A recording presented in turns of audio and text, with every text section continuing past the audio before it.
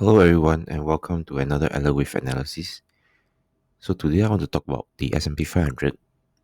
Right, as of today, which is the end of the 5th of February session, right, we have confirmed that the peak is in, right, and what's next is that I believe a crash is coming. So over here, let's revise the entire chart for the S&P 500.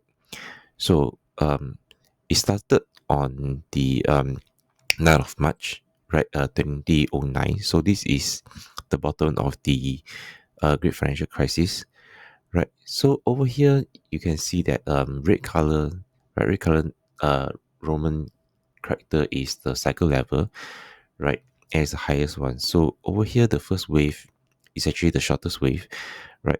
It actually ended April 2010, and then we have a short wave 2. Then we have a humongous wave 3 over here, right, that ended on the January of 2018. And then we have this wave 4 that is itself a expanded triangle, right? A, B, C, D, E, right? So the bottom is actually the COVID crash. So this is the wave 4. Then we have an extension in wave 5 itself. Okay, so previously I have mentioned that originally I thought that this wave 1 over here, subwave 1 of wave 5 is the peak, right? So this was 2022.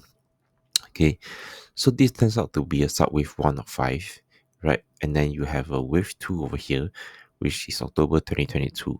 Then we have a wave 3.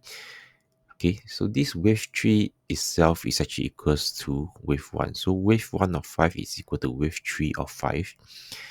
Right, then we have this crash just last year. Right, that's actually the wave 4 of 5. Right, and over here, if you look at this, right, wave 4 low is just above the high of wave 1. Okay, so this is then you have the ABC. Right, and then we zoom in a little bit more. We'll spend more time, right, because this is the most important part, which is the wave 5 of 5. We have a wave 1 here, wave 2, wave 3, wave 4, wave 5. This then becomes a 1 degree lower, right? So this is a wave 1 of 5, right? And then wave 1 of 5 of 5. Okay, so then you have a short wave 2, and then once again you have an extended wave 3, right? So it's not really extended because wave 3 is equals to wave 1 over here of a lower degree, right? So 1, 2, 3, 4, and then we since wave 3, right, is equals to wave 1, right? So what this means is that wave 5 can either extend or it can be shorter. So over here, I think we have seen it that wave 5 itself forms in the ending diagonal, right? This is not the perfect diagonal. The original diagonal that was drawn is looks like this, right? So 1, 2, 3, 4, 5, right? But I have warned when this wave 4 is forming that it could go up again for wave 5 because this wave 3 then becomes a 3 sub wave, right? You can look at my profile again, right? But in any case, let's look at this again. This last wave. Okay, so this is a wave 5 of 5 of 5 of 5 actually. Of 5 is here, right? So 1, 2, 3, 4, 5. Okay, so over here the peak is confirmed, right? And then what is important is you see that you have broken this trend line, right? So yesterday's session it broke down and went up, right? So then yeah, you can still observe whether it will go up again for a third wave. But because today this is broken, yes, it actually went up. But then one important thing is that you see that it didn't go back above this trend line that it has broken. That's one thing. The second thing is it broke wave 4, right? So what this means is that this breaking of the wave 4 means that this is the confirmed peak, right? Because if you have broken this, means that this move down is not part of this wave anymore. This is actually a new trend now. So okay, so what can happen from here is usually if this is a ending diagonal, right? So price will quickly go down to 6,528. Sorry, 6,522 around here, right? Which is the previous wave 4. Okay, usually it will just come down. Okay, and the big picture is actually that it will go all the way down to 4,800. Okay, this is the wave 4 though, 4,850 around there. Okay, so in terms of trading, okay, what can we do then? Right, so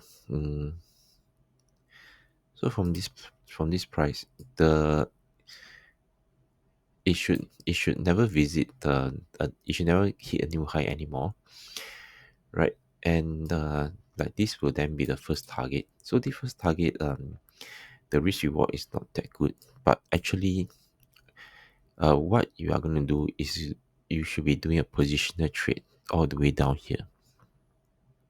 Okay, so this will then actually be the first target, right? The reason why you can do this is because this is an ending diagonal. Of course, if you want to be uh, more conservative in your risk, right, then you will adjust this such that price should not go back to the go back into this trend line. Okay, so then this becomes the way we will treat this. And over here, let me just put in this. I'll say this is the your first target. First target. Okay, so over here, first target. Right after that, you have this peak tree here. So this is where you will find another support. So then this becomes your second target. Let me move this to the right side, and this one also to the right side.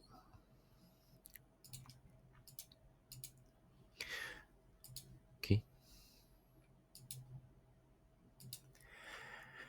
and of course, lastly, then we will just wait for the final move down. Okay, which is here, right? Because this, if you look at this entire chart again, let me zoom out. Okay, this will actually just be the previous wave 4 or 5 support, right? So this is actually still consider a short-term target. Okay, what then are we looking at again is actually here. Okay, this bottom of COVID crash is 2000, around 2200. Okay, because this then is the actual wave 4 of this cycle level with that we are looking at. So ultimate target is actually here. Okay, this is actually the ultimate target. Of course, this is a very long-term look at this, right? So so we will review again as the wave progress. Okay, so that's it for this idea, and good luck.